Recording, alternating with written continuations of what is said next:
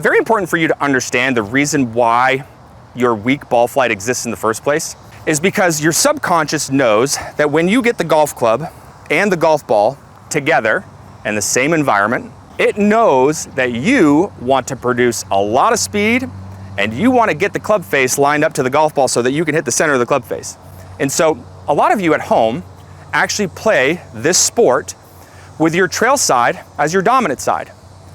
What I mean here is this, is that when I take my setup, if you are throwing a ball right-handed, well, you can see that playing right-handed golf here, my trail side sits in behind the club.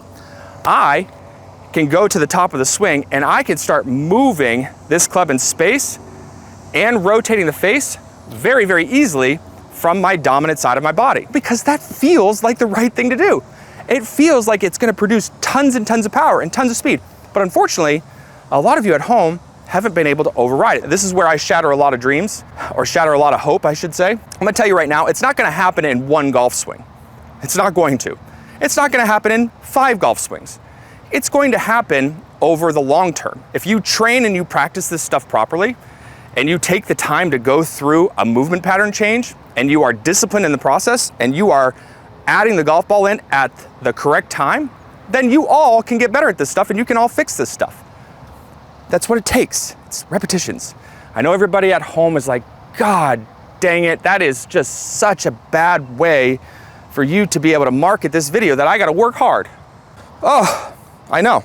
It sucks to know the truth, but sometimes you just gotta tell it. So we're ready to take on the drill, and what you're gonna need is you're gonna need a few things here. You're gonna need a golf ball and a golf club.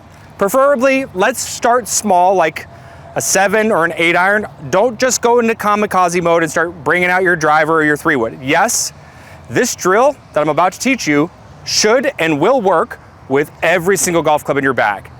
That's a nice feeling for a lot of you at home, right? 3 things. You're gonna keep repeating these things to yourself over and over and over again. Number 1, I'm not sure why I always hold my thumb up when I say number 1. Number 1, you're gonna focus on when your arm is swinging back and forth freely, you're gonna focus on keeping your tension levels very, very reduced. Number 2, you're gonna focus on keeping your trail shoulder as quiet as you possibly can. A reference point here for you would be, don't let your trail shoulder move in towards the golf ball or try to move in the direction of the target. Try to keep it as quiet as you possibly can. And the third and final component that you're gonna keep saying to yourself in your brain is you're gonna focus on your wrist and your forearm rotating to where outside your trail thigh, your palm is facing directly out at you at home. And as the arm swings through, it's gonna be pointed directly behind you. So you're gonna think about tension levels, and you're gonna think about your shoulder staying put, and you're gonna make sure that your wrist and forearm are rotating. Now, how I like you to do the drill is I like you to take a setup position with the club in behind the ball off of the logo on your chest, okay? And from here, what I want you to do is I want you to put your weight on your lead foot. I don't want you to go into an impact position where you've got your hips open and you've got a lot of side bend. So just put a bulk of your weight on your lead foot. And I want you to take your lead hand and I want you to stand the club upright, and I want the butt end of the club and your palm touching one another, okay? And I just want you to take your arm, your trail arm, your dominant side, and I want you to swing it back and forth, and I want you to focus on keeping your tension levels down and your trail shoulder right where it is, okay? And focus on the wrist and forearm rotation, and just keep telling yourself, I wanna feel tension free. I want my right shoulder to stay as quiet as I possibly can. Be ready to move into step 2 very quickly here. Step 2, move the golf ball out of the way. I want you to take that awareness, and I want you to have both hands on the golf club now, and I want you to stay aware of the tension levels, the shoulder, and the rotation, and make little small swings back and forth, feeling the same thing. Now, things are gonna change as far as the shoulder movements are concerned.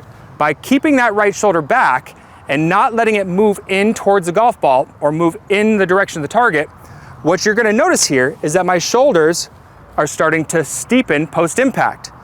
That's a movement that a lot of people are fearful of trying to get into.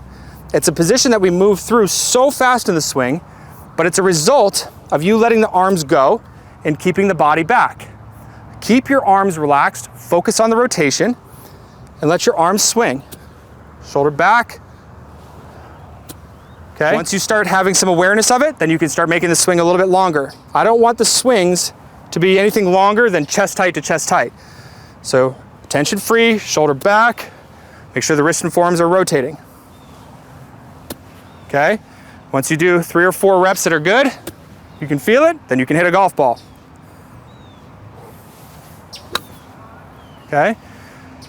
Ball went, God, it went probably 110 yards with nothing of a swing.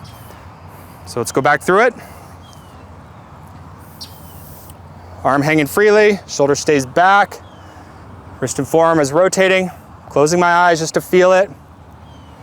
Okay, bring the club back in, a couple of small swings trying to feel the same exact thing. Really, really focus on what you're feeling through the body.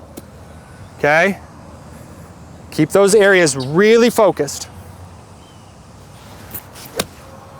So you now just started to lay down the foundation. And you can start working your way through the bag over the next couple weeks as you become more proficient with it. Good luck, let's get out there and play some great golf. Hope you guys enjoyed today's video. Leave us a like, leave us some comments. Here's to playing some better golf.